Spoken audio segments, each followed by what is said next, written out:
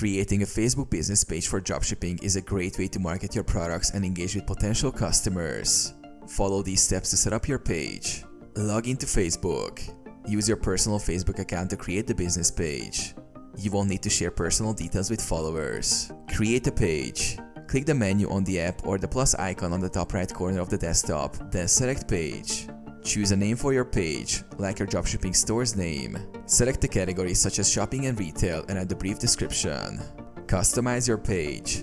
Upload the logo or product-related image as your profile picture and the professional banner as the cover photo. Fill in all details, including your website, contact information, and business hours. Add products. Use the shop feature to add products from your dropshipping catalog. Include clear images, pricing, and descriptions. Optimize settings. Enable messaging for customer inquiries. Set up automated responses for common questions like shipping times or order tracking. Promote your page.